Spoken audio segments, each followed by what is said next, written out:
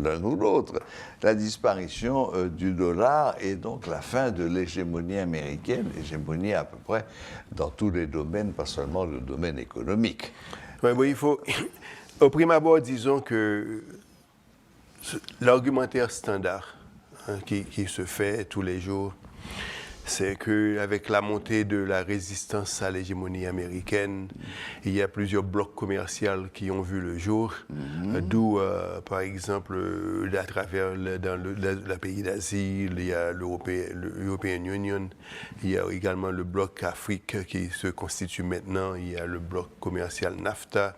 Donc il y a des blocs commerciaux qui ont vu le jour, et tout ceci, les gens tendent à indiquer que l'amplitude, au fur et à mesure que ces forces prennent de momentum, donc ces forces représentent une menace à l'hégémonie américaine. Et particulièrement lorsqu'ils disent l'hégémonie américaine, ils parlent généralement du dollar américain et de point de vue militaire également, de l'hégémonie militaro-économique des États-Unis. Généralement, c'est vraiment ça le discours. Et donc c'est un discours, de point de vue de l'américain, c'est un discours qui menace l'existence. C'est un discours, si tu veux, qui menace l'existence, qui questionne l'existence de l'Amérique, ou la continuité de l'existence de l'Amérique. Et ce discours invite à ce que les gens considèrent une nouvelle architecture des relations mondiales. Donc, relations commerciales, relations militaires, relations diplomatiques, tout ce que tu veux. Donc, c'est vraiment dans ce contexte que ce discours est généralement localisé. Okay? Maintenant, lorsqu'on parle maintenant de l'hégémonie américaine, qu'est-ce que, généralement, que veulent dire les gens?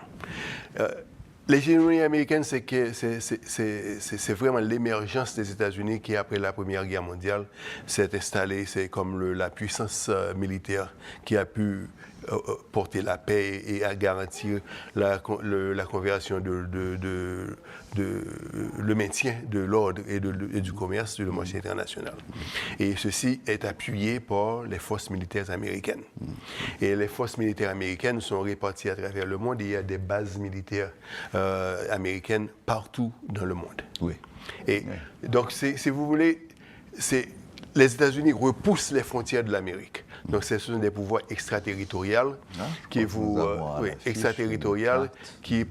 indiquent la présence des Américains ou la présence de l'Amérique dans certaines zones. Voilà, je vous présente ici la carte du monde. Tous les points rouges que vous voyez, ce sont des endroits où il y a des bases militaires américaines. D'ailleurs, pour aller dans le sens de ce que vous dites, je lisais très récemment que la Chine avait sérieusement augmenté son budget militaire et qu'il était désormais pour l'année 2023 de 225 milliards de dollars et ça en faisait le deuxième budget militaire le plus important au monde, juste après celui des États-Unis. Et celui des États-Unis restait plus de 3 fois supérieur à celui de la Chine. Oui. Donc, entre le numéro 1 et le numéro 2, il y a un écart gigantesque. 3 fois plus, déjà 225 milliards. C'est pas une petite somme. Non, maintenant, ce que nous témoignons aujourd'hui, donc, le fait qu'il y a ce mouvement international qui se met debout contre l'Amérique, parce que l'Amérique a bousculé ses frontières au-delà des autres continents, jusqu'aux autres continents, pour exprimer en fait, sa puissance et sa force. Les mouvements contestataires se manifestent de diverses façons. Et le premier point, et les mouvements contestataires en général donnent lieu à des guerres. Et dans ce contexte, on peut même considérer la guerre de l'Ukraine comme un point pivot, si vous voulez. C'est un point où les choses se réorganisent, reset the clock, où ça dégénère en quelque chose d'autre. Donc, nous souhaitons que ça ne dégénère pas, mais c'est un point pivot. Ouais. Pourquoi c'est un point pivot? Parce qu'il y a les pays qui se mettent en face des États-Unis. et qui sont surtout contre l'hégémonie américaine. On les connaît, ils ont constitué ce qu'on appelle les BRICS, la Chine, la Brésil, Russie, Inde, Chine et Afrique du Sud, qui se constituaient un bloc commercial d'abord, et maintenant qui veut se constituer comme un bloc commercial et qui voudrait émettre également une monnaie qui pourrait concurrencer le dollar américain. Oui, mais ça date de plus de 30 ans, ça, déjà. Oui, mais les BRICS. Oui, except maintenant, c'est la mission commence à... Maintenant... la mission commence à s'amplifier. D'accord. Ouais, c'est vraiment la différence. Maintenant, vous venez de dire que l'idée, ce serait qu'il créerait une monnaie qui serait là donc pour concurrencer, en quelque sorte. C'est ce que disent les gens. D'accord. Okay? Ouais. Maintenant, il faut dire que concurrencer le dollar, ça veut dire quoi? Il faut se rendre compte que la majeure partie des transactions qui se font à travers le monde se règlent en dollars. Oui. Et non seulement ça, il y a aussi les instruments financiers à court terme, les bons du Trésor américain, qui ont une liquidité assez profonde, qui vous permettrait, par exemple, si vous voulez liquider 300 millions de dollars de dette en 5 minutes, ça peut se faire. C'est ça. Donc, c'est vraiment la profondeur du marché américain et permettre, en fait, c'est ce qui contribue vraiment à l'hégémonie du dollar américain. C'est ça. Et autre chose qui contribue, c'est que le fait que le pétrole soit libellé en dollars. Oui. Donc, tous les pays qui doivent consommer le pétrole doivent s'approprier, se procurer de dollars pour payer le pétrole. Donc, ce que la Russie est en train d'essayer de changer. Mais bon. Maintenant, et les pays et la Chine qui a conçu, si vous voulez, ce que nous appelons souvent la route de la soie, sans partir en guerre militaire, mais est en train de mener une guerre commerciale. Et la guerre commerciale, c'est en se répandant, en reprenant ses tentacules un petit peu partout à travers le monde et reconstruire la route de Marco Polo, de l'Iran jusqu'à la Chine, en traversant toute la zone Afghanistan, Iran, Irak, India, etc.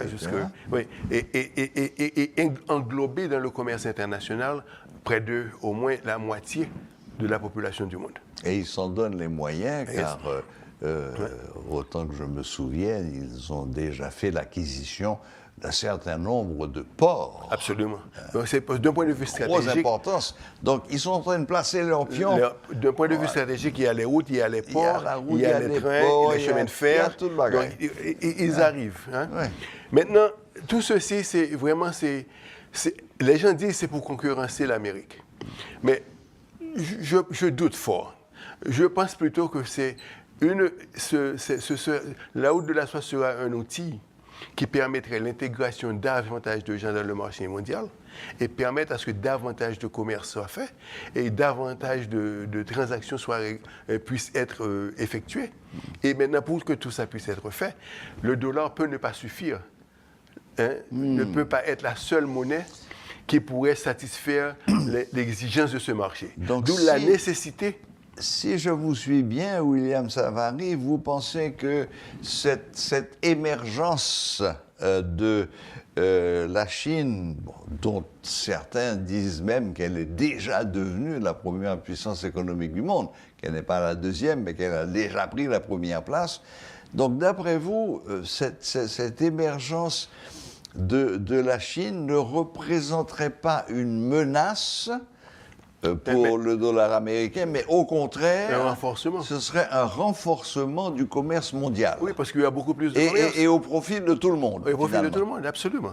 Donc, donc je doute fort que les gens qui disent que la montée de la Chine, la montée du BRIC représente une menace pour l'Amérique, le dollar américain ou l'hégémonie américaine. Je le doute fort. Mais je dirais plutôt que ça va permettre la coexistence de deux grandes puissances. Maintenant, si ces deux grandes puissances peuvent coexister et avoir ce qu'on appelle MAD, Mutually Assured Destruction. Et lorsqu'ils vont arriver là, donc, on va pouvoir avoir la paix pour au moins 50 ans et permettre à ce que le monde évolue et que beaucoup plus de monde soit intégré dans le commerce international, beaucoup plus de monde, que la classe moyenne soit étendue de façon beaucoup plus large, plus considérable, et vraiment créer la prospérité pour beaucoup plus de monde, parce que beaucoup plus de monde auront besoin de régler des transactions et to settle trades. Oui, d'autant plus que la démographie mondiale est en augmentation. Oui.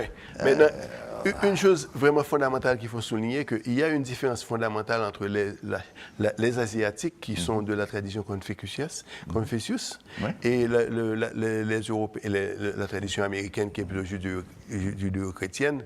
D'un côté, vous avez de la tradition américaine, ce sont les droits qui priment, alors que dans la tradition asiatique, Confucius, c'est vraiment c'est le devoir qui prime. Donc, le conflit entre ces deux, entre le devoir et le droit, c'est plutôt cornélien. Oui, c'est même parfaitement cornélien, oui. C'est plutôt cornélien. Donc, mais de toute façon, c'est ce que nous allons assister à une coexistence plutôt que de confrontation. Maintenant, et les gens qui vous disent qu'il y a confrontation, en général, ils pointent du doigt le fait que la guerre de l'Ukraine permet à ce que plusieurs nations qui détiennent leur avoir en dollars doutent de la sincérité des États-Unis,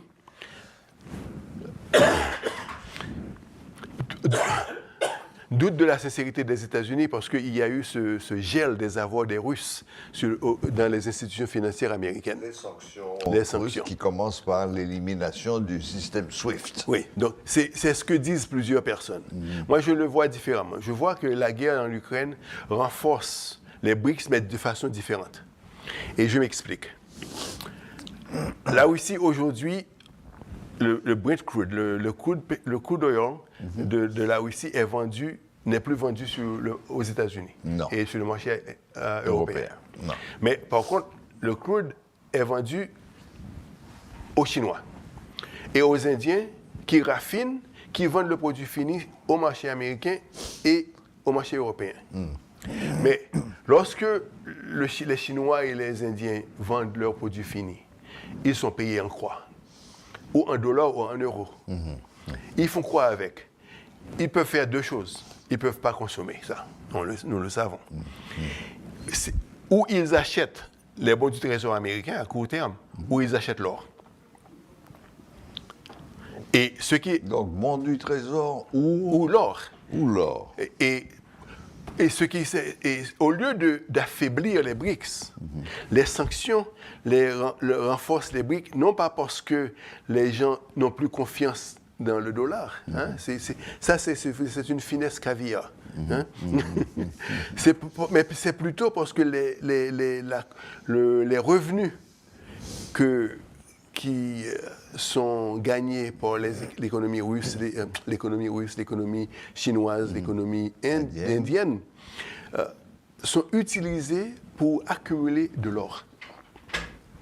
Et si vous constatez, par exemple, l'évolution de l'accumulation de l'or sur le marché international, pour l'année 2021-22, les banques centrales du monde ont acheté 450 tonnes d'or de plus que jamais. Les réserves d'or, selon les études macroéconomiques et le Data Economic Center Studies, sont passées en Brésil de 60 tonnes à 120 tonnes. Wow. Il y a une augmentation de à peu près en dessous de 15% d'augmentation pour les réserves d'or en Chine, en Russie et en Inde. Donc, c'est-à-dire, avec une nouvelle ruée vers l'or. Une nouvelle ruée vers l'or, mais au niveau étatique. Au niveau des États. Au niveau des États.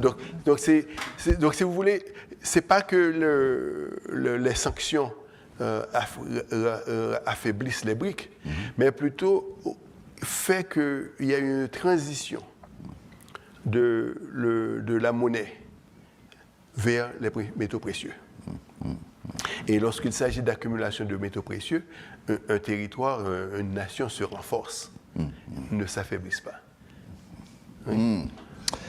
Non, alors, par contre, je dois vous dire que pour les États-Unis, leur réserve d'or, c'est entre 8 000, en dessous de 9 000 tonnes d'or.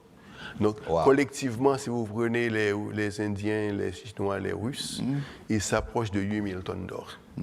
Donc, Peut-être un petit peu plus, hein, si je m'en souviens bien. Okay. Donc, ça veut dire que nous allons sans doute atteindre le seuil où les réserves d'or de l'Amérique et les réserves d'or des pays du BRIC seront à parité. D'autant plus que vous me disiez que les BRICS risquent de s'étendre. Il y a d'autres pays qui ont posé leur candidature. Oui, actuellement, pour il y a rejoindre l'Arabie Saoudite, le Sénégal, le Kazakhstan, l'Iran, l'Irak, l'Égypte. Ce sont des pays, il y a même des pays de l'Amérique latine qui sont candidats. Alors, ce sont des candidats pour être admis au BRIC. C'est ça. Donc, il y aura bientôt, je crois, la réunion se tiendra bientôt. Et à cette réunion, il sera voté oui ou non que ces pays sont acceptés. D'accord. Donc, une fois que c'est accepté, les cartes sont rebattues. Mais ce n'est pas rebattu pour affaiblir le dollar, c'est ce qu'il faut comprendre. C'est rebattu pour élargir le gâteau. C'est ça. Ouais. Bon, oui, c'est une approche tout à fait intéressante et en quelque sorte rassurante. Parce que sinon, on voit ça déjà avec la guerre en Ukraine. La crainte d'une catastrophe nucléaire est quand même présente, même si beaucoup de gens n'y croient pas trop, parce que c'est le mutually assured destruction, c'est-à-dire destruction mutuelle garantie. Fin du monde. Il y a une chose aussi, et aussi je pourrais additionner en conclusion, c'est que il faut voir que la guerre, les gars qui parlent de la guerre de l'Ukraine, c'est vraiment un point d'ombre. C'est de l'ombre pour cacher plutôt ce qui se passe derrière, qu'il y a vraiment une lutte parmi les nations pour la position hégémonique. Toutes les nations ne peuvent pas être également puissantes. Il y aura un point où les têtes pensantes vont parvenir à trouver l'équilibre qu'il faut pour maintenir la paix dans le monde. Eh bien, souhaitons que nos responsables vous entendent, William, et qu'un peu de sagesse vienne à ce moment-là, comment dirais-je, huiler la cervelle de nos dirigeants. Mais écoutez, merci William Savary, merci pour cette approche, toujours très intéressante. Donc, l'hégémonie du dollar américain est-elle menacée? À l'évidence, non. Elle est au contraire, je ne dis pas augmentée, mais l'idée c'est que l'augmentation de toutes ces forces qui entourent, c'est non pas dans le but de détruire ou d'éliminer l'hégémonie américaine, mais au contraire d'élargir l'espace et donc d'élargir la concurrence et donc d'élargir l'ensemble de l'assiette commerciale du monde. Merci William, merci d'être venu et à bientôt. À bientôt, Serge. On fera d'autres rendez-vous comme ça, voilà. C'était